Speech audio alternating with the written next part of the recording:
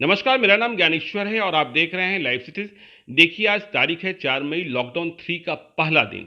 लेकिन ये जो पहला दिन है प्रवासी मजदूरों के लिए, चाहे वो मजदूर बिहार के हों या देश के किसी भी दूसरे हिस्से के हों और अपने प्रदेश से दूर किसी दूसरे प्रदेश में रह रहे हों, उनके लिए थोड़ी परेशान करने वाली खबर है। या यूं कहें कि केंद्रीय गृह मंत्रालय मतलब अमित शाह के महकमे ने एक ऐसा आदेश जारी कर दिया है जिसके बाद प्रवासी मजदूरों की घर वापसी संभव नहीं दिख रही है। हम उन बेचैन मजदूरों को देख रहे थे, हम उन परेशान मजदूरों को देख रहे थे।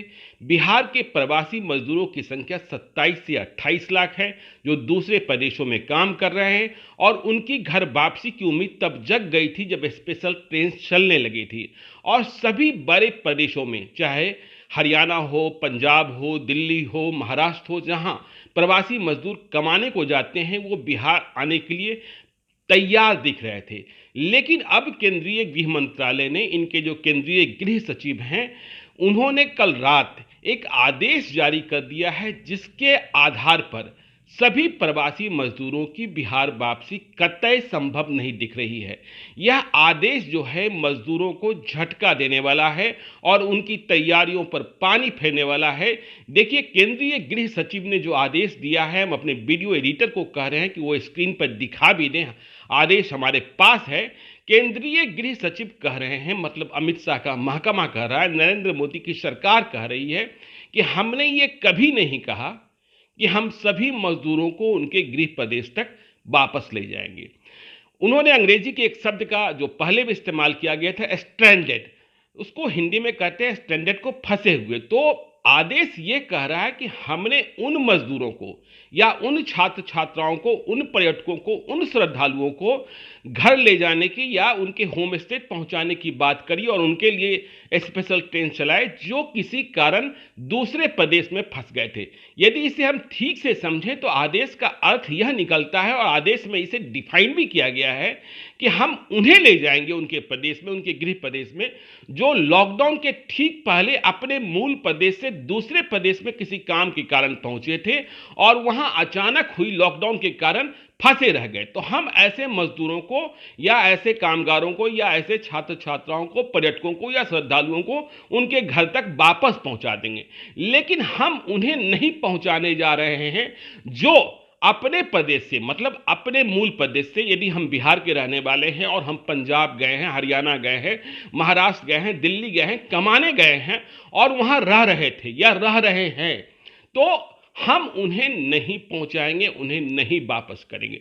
देखिए, बिहार के मजदूरों की ही यदि सिर्फ बात कर ले तो बिहार के मजदूरों की कुल संख्या 27 से 28 लाख हो जाती है। पिछले दिनों बिहार सरकार के मंत्री नीरज कुमार ने कहा था कि 27,27,000 ऐसे लोग हैं जिन्होंने बिहार सरकार से मदद की दरकार की। बिहार सरकार करीब 17 लाख लोगों को उनके अकाउंट में इस क्राइसिस पीरियड में 1,000 रुपए का जीवन यापन के लिए खर्च ट्रांसफर कर चुकी है। तो देखिए, हमारे मजदूर क्यों वापस लौटना चाहते थे? हमारे मजदूर इसलिए वापस लौटना चाहते थे कि जिन स्टेट्स में वे गए हुए थे काम करने, भले ही पहले से गए हुए थे, वहां कल कारखाने बंद हो गए, वहां उनके सामने आर्थिक संकट पैदा हो गया, घरों से निकलना मुश्किल हो गया, राशन दुकानदारों ने उधार देना बंद कर दिया और उधर भी परेशानी, इधर भी परेशानी। मतलब वे जहां रह रहे थे वहां भी परेशान और इधर घर वाले भी परेशान। आप देख रहे हैं कि देश के कई दूसरे बड़े प्रदेशों में, महाराष्ट्र है, गुजरात है, वहां कोरोना का प्रभाव अधिक है। बिहार की सरकार कोरोना के संक्रमण को रोकने का प्रयास कर रही है। बिहार की सरकार ने लॉकडाउन 3 में यदि कोई बड़ी छूट नहीं दी केंद्र सरकार के गाइडलाइंस के हिसाब से, तो इसका तर्क यह माना गया कि जो कामगार लौट रहे हैं दूसरे प्रदेशों से, उनका स्वागत हम जरूर कर रहे हैं, लेकिन उनके कारण संक्रमण फैलने की भी संभावना, इसलिए हम छूट नहीं दे रहे हैं। लेकिन इस बीच कई ट्रेनें भी चल रही थी, कई ट्रेनें आ चुकी हैं। हम आमतौर पर एक अनुमान लगा रहे थे कि यदि 10 ट्रेनें भी रोज आती हैं तो कुल कितनी संख्या कामगार मजदूरों की वापसी की होगी। लेकिन अब तो वापसी होनी ही नहीं है, क्योंकि केंद्रीय गृह मंत्रालय, नरेंद्र मोदी की सरकार, अमित शाह जिस महकमे के मंत्री हैं, होम मिनिस्ट्री ने ही कह दिया कि हम सभी मजदूरों को उनके घर तक पहुंचाने नहीं जा रहे हैं। इसलिए हम फिर से बिहारी मजदूरों को जो दूसरे प्रदेशों में फंसे हैं उनसे कहना चाहते हैं कि देखिए अभी आपको धैर्य बनाकर रखना होगा।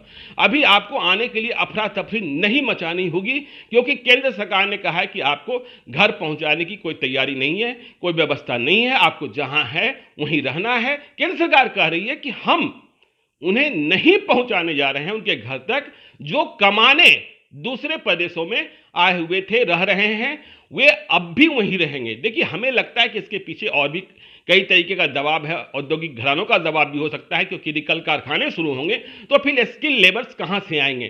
तो आपके लिए एक झटके वाली खबर है और अब यह तय है।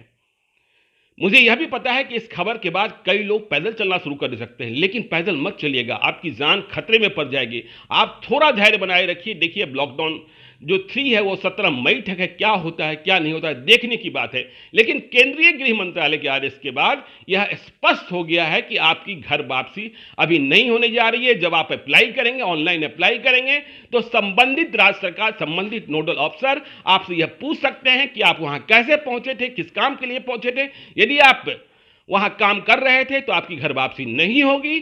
तो यह इस वक्त की बड़ी खबर है और यह खबर हमें पता है कि आपको परेशान कर सकती है, आपको निराश कर सकती है, उन्हें हैरान कर सकती है, जो यह मान रहे थे कि अब तो स्पेशल ट्रेन शुरू ही हो गई है, आज न कल हम अपने घर पहुंच जाएंगे। घरों से फोन जा रहे थे कि बेटा जल्दी चले आओ, जिनकी पत्नियां परेशान थी, पति को, अपने हस्बैंड को वापस बुला रही थी। तो यह परेशान करने वाली खबर है।